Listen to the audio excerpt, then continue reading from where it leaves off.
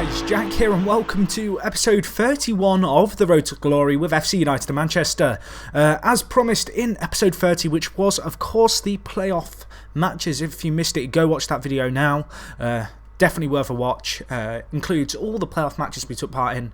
I don't want to spoil anything, but the fixtures were up at the start of this video, so you may have caught a glimpse. I'm not really sure. But anyway, if you watched the previous video, welcome back. This is indeed episode 31, and as promised, this will be the end of season review. First things first, let's just recap this, I guess, the season in terms of fixtures, because, wow, it was a season of two halves, or I guess 2/3. One was a third and the other was 2/3, because the second 2/3 of the season we went absolutely ham. And I mean, geez, look at the green. We did not draw many matches, never mind. I mean, seriously now, it was weird, okay? So we had a poor start. We didn't really get a good pre-season because the assistant manager fucked up the friendlies, and I forgot about the friendlies, setting them up, which wasn't great. And then we had a really rough start. And then Brian Olivian came in and we started drawing a few more games. Our defence started to get a tiny bit more solid. We stopped leaking the goals. And then, I don't know, something seemed to click against Mansfield, which was a big game at the time. And from there, like, things clicked. And we started to get a few more wins and a few more wins. And instead of drawing and losing, we were drawing and winning. And then we lost in the two domestic cups, which wasn't the end of the world. And then, I guess with only the league left to focus on, we really were able to go on a fantastic run. I guess the run of fixtures in December really kind of, I guess, were the fixtures that turned things around. We beat Stockport, who were top at the time. We then beat Cambridge and Tamworth, who were two good kind of mid-league, I guess, teams. And from then, we really carried momentum going forward right until the end of the season and beyond. So that was the fixtures, I guess. Just a quick look at the league table, how it finished. We finished third, only 3 points behind Chester, who were top, and 2 points behind Stockport, who we beat in the playoff final. Just looking at our past positions in the league, I mean, you can really see how it changed. We got that. We were top after the first game, but that was because we played before everyone else and we got a draw. And then we kind of had this slump, and there was a minor patch here where we drew a few extra games. But we did hit rock bottom again by the 15th game of the season. And from then, that was really where the run of form kicked in. And, I mean, we launched our way right up the table. I'm going to cover team stats first, and then we'll go on to the player performances and then look at the player tables. So, team performances. In terms of form, we're not really up there. Games without winning, nothing really interesting about those. In terms of matches played, we are top, along with Stockport, because we played in the playoff final. Goals scored, we're really not up there. In fact, I don't even know where we would be in that. But the thing that's made, I guess, our season isn't the fact that we've been scoring, but the fact we've been defending. I mean, look at this defensive record: 36 goals conceded in 40 odd games. And when you consider the amount of goals we conceded when we were bottom after 15 games, our defence was ridiculous this season. If I just look at the league table with a statistical mind on my head, you can kind of see how we drew a lot of games. We had the least amount of losses in the league. We only lost 8 games out of 46. In terms of goals for, we were well down there, really. We only scored 65 goals, which is still not bad. I mean, 65 goals in 46 games. That's a lot of kind of 1 and 2 goal games, which doesn't sound too impressive. But the fact that we only conceded 34 goals this season meant that we only needed 1 or 2 goals to win matches. So, from that perspective, fantastic stuff. In terms of goal difference, second in the league overall for goal difference. Really good to see. I guess, I don't know, defensively we've been solid this year, there's no doubt about that. A few other stats of interest, I suppose. Average attendance, we are third in the league in terms of average attendance, which I must admit does surprise me a little bit. I mean, 2,700 fans is a good amount of fans to be pulling in, considering our smallish wage budget and our smallish expenditures. You know, we are making healthy money every year, really. I guess thanks to by and large, to the support. In terms of percentage as well, we're down there, really. You only fill in about 20% of our stadium. We are, of course, sharing gig lane with Bury.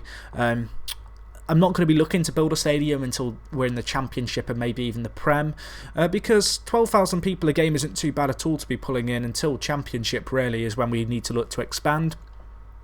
What other stuff is there to look at? Oh, this was a good one, actually. Salary per year. So Mansfield spend £2.3 million a year on their wage. And you look at us, we're right down there. This is another reason why we're making a lot of money. We are only spending a measly, I'm trying to line up my columns, we're spending about £500,000 a year on wages, which is not a lot in the grand scheme of things. And that's something that I really want to keep going for as long as I can, the smallish wages. And that's another reason why we've been making a lot of money. Just a quick look at the finances. We are currently in £183,000 of profit. Made some really good money last month off the playoff final kind of revenue off tickets and stuff. I mean, if we look at income for last month, we took in £153,000 last month in ticket receipts, which in total this year we got in about 450k. So a third of our ticket revenue came in the last 3 games of the season, which is pretty crazy by anyone's standards. And this meant that we made a lot of money last month. In fact, we made a very high amount of money. And then we did also get our sponsorship deal, prize money of 131k for winning the playoff final was another really healthy kind of financial, I guess, thing to have. What this all means is, if I just look at our overview of finances, that's not financial overview. Finances, there we go. Okay, if we look at our financial summary, we're £183,000 in money, and the club's only ever going to get bigger.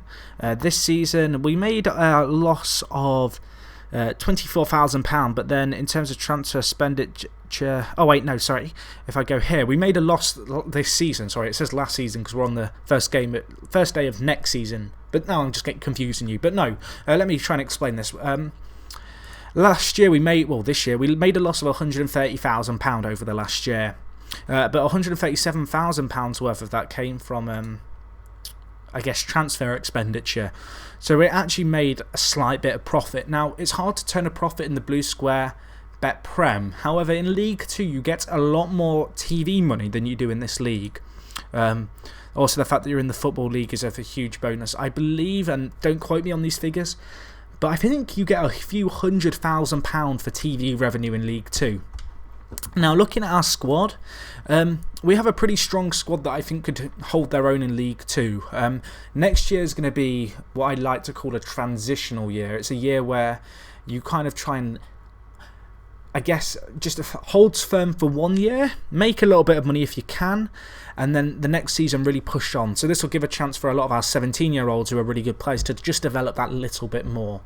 Now, to aid in this development, I don't want to bring in too many new faces, and a lot of my plan for next year revolves around maybe bringing in one really good wonder kid if I can find one, and then loaning out a lot of these kind of spare fringe players, hopefully get them first team football or sell them if I can, but no, loan them out, get them first team football, get them playing a lot, and then see if we can sell them the season after that, because a lot of these players haven't played as many games as I'd like them to, and so by loaning them out, it will give me a chance to see if any are worth keeping on for a second year in League 2, but also take them off the wage budget and help us to make even more money, because that's something that we can definitely achieve next year. And I think if we buy one really good wonder kid for a big sum, and rather than investing a lot in maybe mediocre League 2 players who are going to take up a lot of the wage budget, I'd rather just bring in 1 or 2 or 3 or 4, really good young players on a few £100 a week in terms of wages. But anyway, enough rambling about plans for next year. Just a quick look at the player stats. I looked at the player tables before recording this, and none of the players really played loads of games and were appearing on the player tables. So I'll just kind of give you a quick squad rundown. So in terms of appearances, Angus Gunn, the young goalkeeper, leading the way. 48 appearances this season. Had a pretty good season. By his standards. I mean, he's been playing a lot the last 2 years, which has been really nice for him to see. Good to see that kind of, I guess, the risk that we kind of took with regards to bringing him in and playing him ahead of Spencer last season, and then hoping he'd be good enough this year to be number 1. He's really played well. 17 clean sheets in 44 league games. I mean, that's pretty crazy by anyone's standard to have that many in a year. As you'd kind of expect, I suppose, another top appearance player for us has been Alex Evans. The guy's fantastic. I can't rave about this guy enough. I think I do it like every other episode, but you guys know about Alex Evans. He is the captain of the team. He doesn't have the best influence, but he is like FC United and Manchester through and through. His favourite club is now FC United Manchester, and I'm one of his favourite personnel. The guy is an he's a beast. You know what to expect with him. Ryan Doble had a really good season for us this year coming in. He came in and he had to do a role as our first choice striker. He came in from Shrewsbury Reserves in League One, and he played 45 games this season in the league, scoring 24 goals, which, I mean, an average rating of 7.34 as well. This guy played really well and came big for the club. John Carson, the 17-year-old central midfielder, the guy's an absolute beast. He came from Cliftonville, 37 appearances this year, averaging a rating above 7 for a leading central midfielder in our team at the age of 17 is absolutely crazy. The guy's close to 10 and 18. Actually, if I just quickly show you his stats, I wish I could kind of compare these to how they were at the start of the season. His stats have gone through the roof this year, and that is largely down to the fact he's been playing so much first-team football. Another youngster, I guess, who's been playing a lot is Billy Reid. This guy's been at the club a few years now, a very familiar face to loyal fans such as yourselves who have been watching the series. He's been a really good player for us this year. 34 appearances, I mean, what more can you say? He's been a beast. Glenn Stewart, another young kind of defender who came in. The guy has improved hugely over the course of the season. Came in for 70k, played 34 games in the league. He would have played a lot more, bar the fact he's been injured so regularly. However, he's been on a little good run of form in the first team now. Another player who's developed substantially over the season, and definitely one to keep an eye out for, I guess, an eye on going forward. And he's made a good deal of kind of a contribution to the defence. And Brian Olivier, the final player I'm going to take a look at, because I don't want to make this video too long, because I am going to cover the pre-season of next season as well, this episode. But I mean, looking at Brian Olivier, came in on a free, having been released by Barcelona in the summer. Average rating 7.21. The guy's been fantastic this year. He really turned our season around in many respects. I can't rate this guy highly enough. I mean, how on earth we managed to get him is beyond me, but this guy's a League 2 quality left-back for certain, and I look forward to seeing him develop at the club. But anyway, guys, I don't want to ramble for too long. That was our season in a nutshell. So yeah, I'm going to quickly fast-forward a few months, weeks, and I'll join you to review, I guess, our pre-season progress. So I'll talk to you guys in a sec. Okay guys, so I'm back, and it's the end of the pre-season break. Yeah, so this is going to be quite a long episode, but hopefully you guys are enjoying it. I'm just going to quickly cover the pre-season stuff, so I'm not going to actually look at these friendlies, but just so you can see on screen the results we've had. A few kind of odd results, I suppose, but I don't know. It wasn't a bad pre-season. I mean, it's pre-season. Who really cares? You guys just want to know what's gone on in terms of transfers.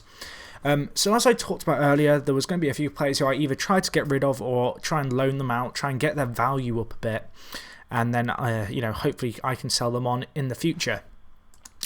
So looking at the history, you're going to notice a very large amount of money having been spent and nothing come in. Now that looks like a ridiculous amount of money to spend on a single player.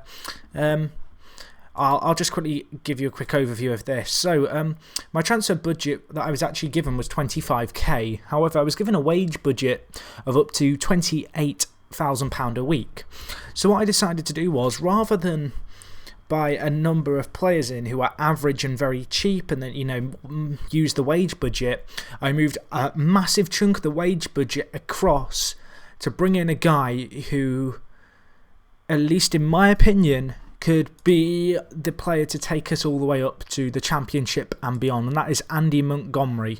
This guy will be playing as our advanced playmaker, and look at his stats. He's 19 years old.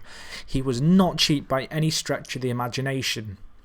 Came in for £600,000. That's actually a £500,000 initial fee and £150,000 over 4 years. So we're only going to be paying off about £35,000 a year, which we make in profit anyway. So as long as we don't make too many more transfers with kind of additional fees, we'll be fine on that front.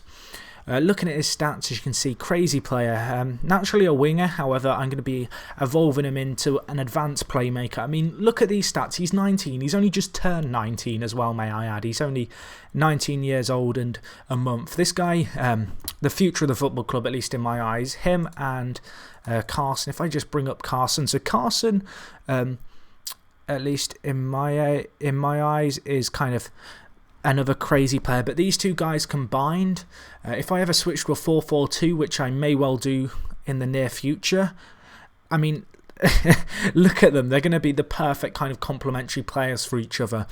So I'm really excited to have Andy Montgomery at the club. People might say, Jack, you've massively overspent then on one player. This season in League 2 is what I'm considering a stability year. If I was to start in the just regular conference or Blue Square Bet Prem, and I'm going up leagues, you don't want to go straight to the Championship in 3 years because it just isn't good for long-term stuff. You have a pause year basically in League 1. And it's the same here basically, but because I've started from lower down, we've had 3 promotions back to back, and there's such figures going general and then age. I mean, look at the age of this squad. The oldest player in the starting lineup's 23 now. The oldest player at the club is 29, and that's Jerome Wright, who's out on loan. I'll come on to the loan transfers in a second. But basically this year I've brought in Andy Montgomery, and this is a year about just developing a squad, and then next year when it comes round, we'll only have to add 1 or 2 players to the squad hopefully, and we'll be good to go.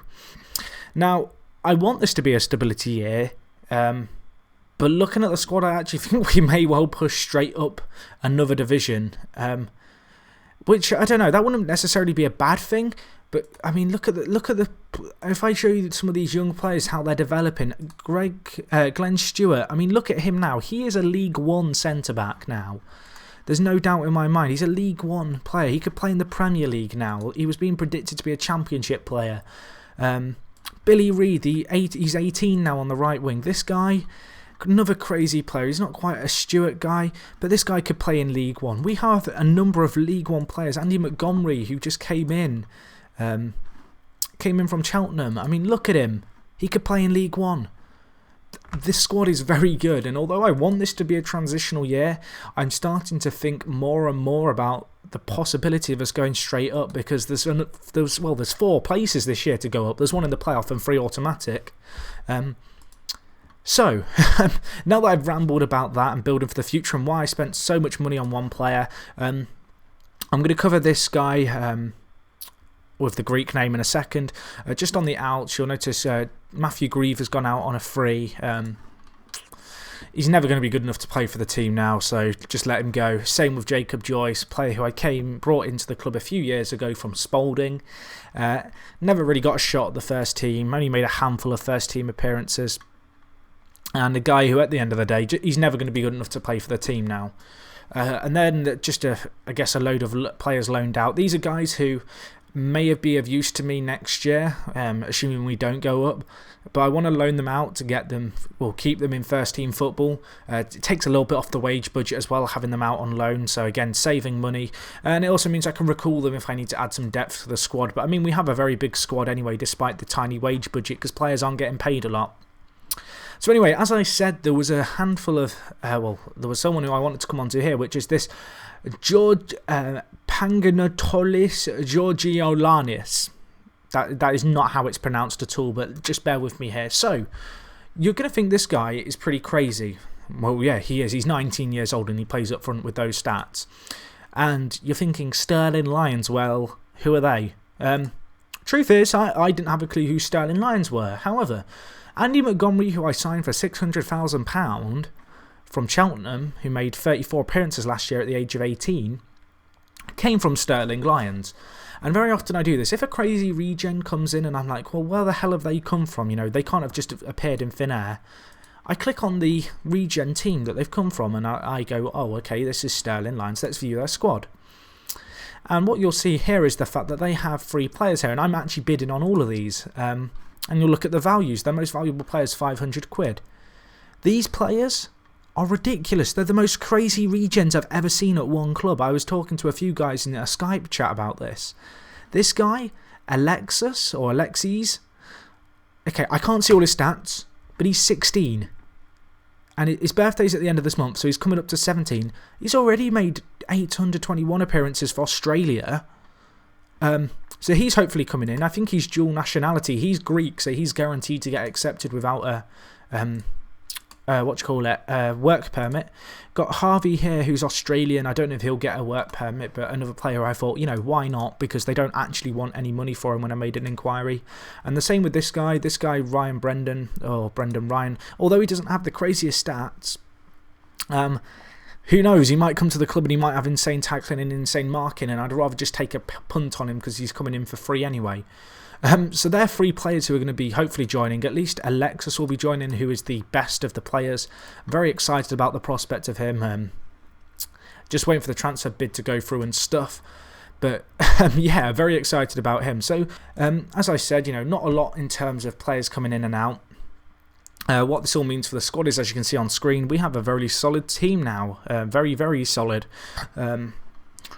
We have a good amount of players who could play at a very high level. Angus Gunn would be a good player for League 2 sides. He's developed really nicely since his exposure to the first team, improved quite significantly as a player.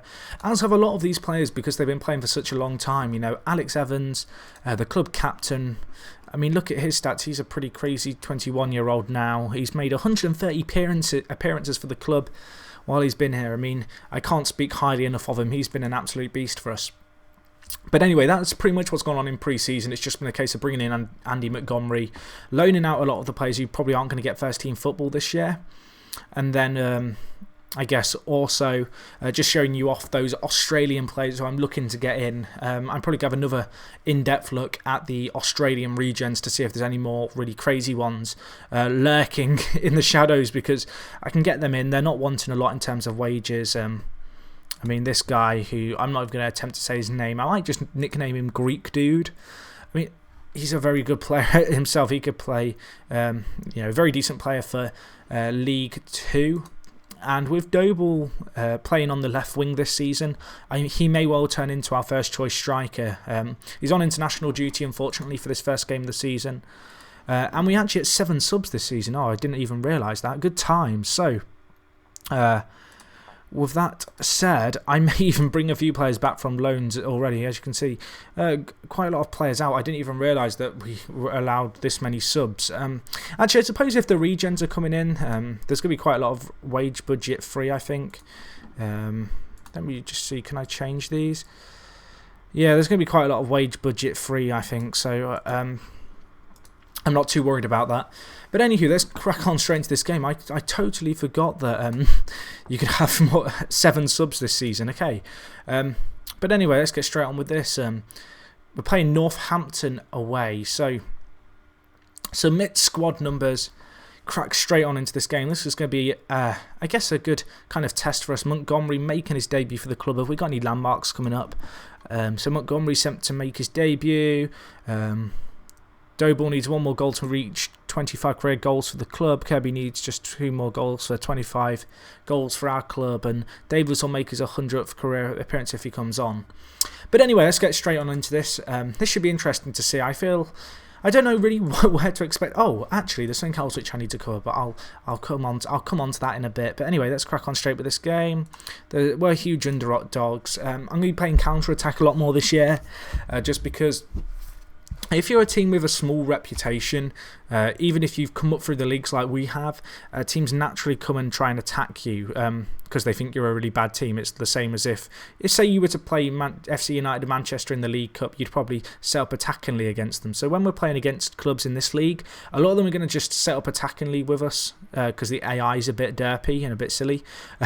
So what we're going to do is, if we play with the counter-attack philosophy, we can really catch them out, especially early on in the season, while we're still kind of an unknown force. So hopefully this works out for us. But anyway, it looks like we're having a good start to the game here. Kelly nods it onto Bradshaw. I think that's been given offside. I don't want to celebrate. You see, I always look up to the linesman because the amount of times I've celebrated offsides and the amount of times I've actually cried when we concede a goal and it's given offside and I don't even realise is another stupidly high thing that happens. But anyway, we need to defend this here. Can we get the ball away?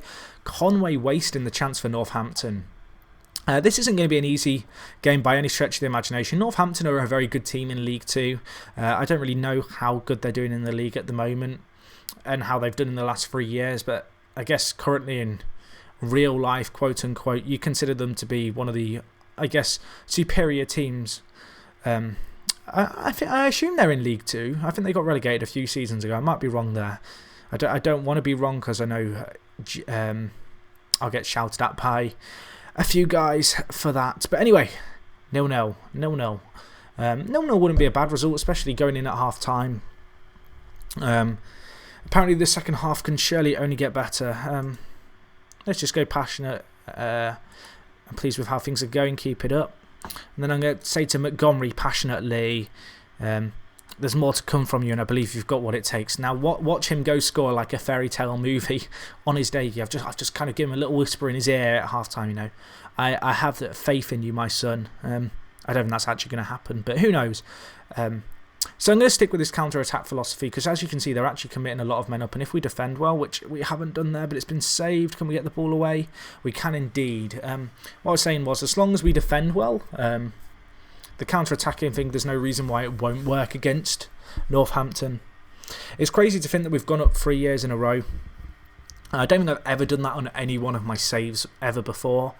It's quite an achievement, but I mean, I've been quite good at finding the regens. I have spent hours upon hours looking for the top regens, and it's really paid off. We've got 3 or 4 who are absolutely insane players who could be with us for at least the next 3 or 4 years, maybe even up into the Prem, which would be nice to see. But anyway, we're working the ball around here well, and Bradshaw is there to bury it. That is 1-0 to us. Wow, that's a good goal. Well-worked goal. Big ball up to him. Bradshaw running onto it. Of course, he came in at the start of last season from Shrewsbury on a free transfer. His contract ran out in their reserve team. And so we kind of snapped him up, and he's been a good player for us. Alongside Doblu also came there. And that's a good ball by Montgomery, and he gets the assist on his debut. And that is Bradshaw with his second goal of the game, and we're looking really comfortable here now. We're up to second as well. Crazy stuff going on here. I mean, as I said, Northampton are a very good team in this league. But we've got quality in this squad. Like, I can't believe some of the quality that's come up in this team. And I mean, a lot of these young players have developed kind of crazily well. Like, I can't quite believe how well they have developed at the club. It's been really nice to see as well, you know. Players come in like Glenn Stewart, who was 16, wasn't a crazy player, but certainly had some potential. And because I've offered him, you know, 30 matches last season, and they've just scored to make it 2-1. But like a player like Glenn Stewart, who's a centre-back, he was 16 when he came to us. He's the kind of player who probably wouldn't have got first-team football from the age of 16. We've offered it to him here, and he's really kind of taken it with both hands. One of the main problems is going to be, as we go up through the divisions, preventing these young kind of all-stars from becoming greedy, I suppose, and wanting to go to another club and want crazily high wages. But anyway, enough rambling about the future. That is a good 2-1 win. That was special, lads. You know, this is going to be quite easy team talk-wise this season because we are just going to be underdogs, so pretty much every game. But anyway, that's a class result on the first game of the season against Northampton Town because they are a very good side. So yeah, I don't want to keep this episode going for too long because obviously we had all the post-season stuff earlier. This was the pre-season stuff. There wasn't too many changes really, just I guess Montgomery and then these new Australian regens coming in and then a lot of the kind of spare fringe team players on our squad getting loaned out. So other than that, guys, if you enjoyed the video, be sure to smash the like button. Really helps out the channel, helps people find the videos. And other than that, I hope you enjoyed this episode 31 of The Road to Glory. And other than that, I'll talk to you guys in a bit.